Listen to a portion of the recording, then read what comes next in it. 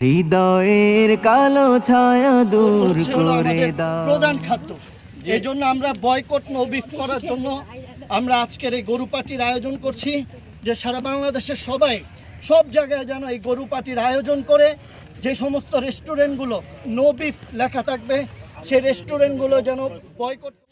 মুসলিম নামদারি হোটেলগুলো no beef নামে hotel পরিচালনা করতেছে।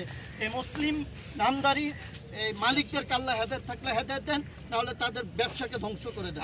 আমিন। আমরা চাই সারা দেশে আমাদের এই গরু পার্টির প্রতিটা আয়োজন প্রতিটা জেলায় জেলায় হোক। মরণের কালে প্রভু কালিমা পড়া, হৃদয়ের কালো ছায়া দূর করে দাও।